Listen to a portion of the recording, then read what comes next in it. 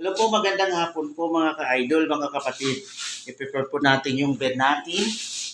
Una, maglalagay po tayo ng mattress protector para po sa mapanatili po natin yung kalinisan ng ating bed. Kasi halimbawa ito, pag hindi natin lalagyan ng mattress protector, sakali kong gagamitin, hindi natin maiwasan magkaroon ng mancha, matagusan, ipangit na yung bed natin. Mahirap na natin ay linisin, mahirap na natin isaayos. Kaya maglalagay tayo ng mattress protector. Ito po siya. Ilalagay natin bago tayo lagay ng pinaka-beadings niya po. Kasi para kung sakaling tumagos at magmantsa sa beadings, may protector pa siya. Hindi madali matagusan yung bed natin. Para yung bed natin manatili sa kalinisan.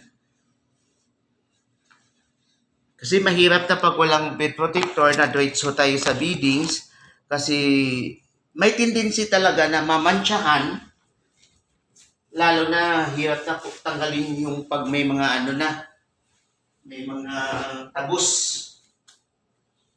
Kaya kinakailangan lagyan natin para maprotektahan ang kalinisan ng ating bed.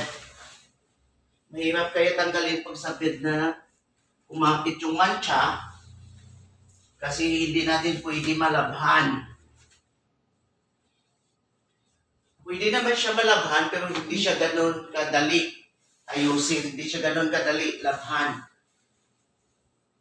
Kaya maglagay tayo ng mattress protector bago po tayo mag-beadings.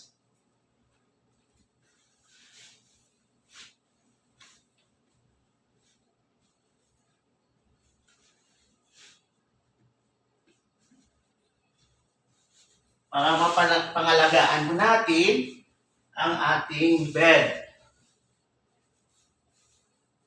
Kasi pag wala ang walang mattress protector, pwede siyang matagusan, pwedeng mamantsa, at pangit na, hirap na tanggalin. Kaya kinakailangan natin yung mattress protector bago natin ilagay yung beadings. O, di ba? Dito tayo sa malaki na bed. Lalagyan din natin ng mattress protector.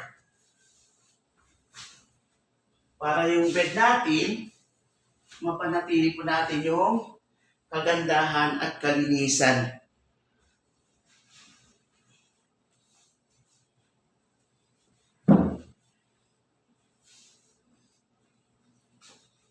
Ito siya. Bago natin lagyan ng beadings.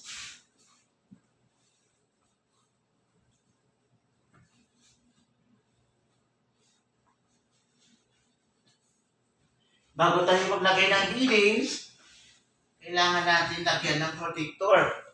Kasi sakaling hindi siya madaling mamantsahan at saka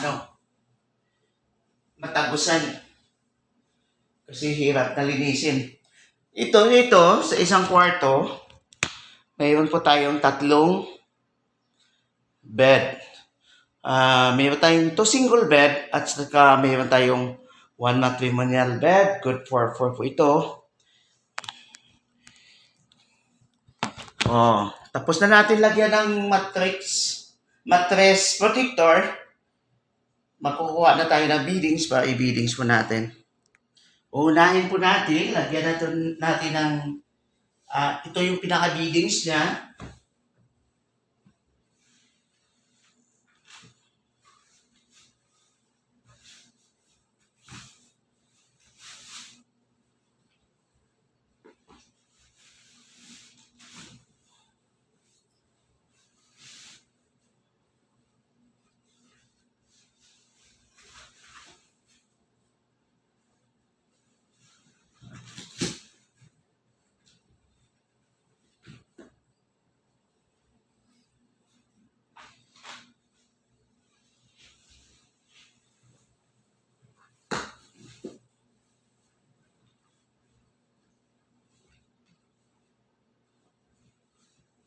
Yung gamit natin na beading splitted set, hindi po siya flat sheet.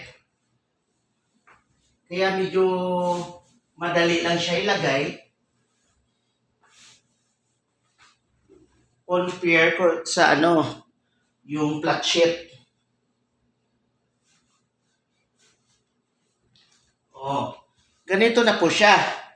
Ilalagyan na lang natin mamaya ng unan at saka blanket at saka towel.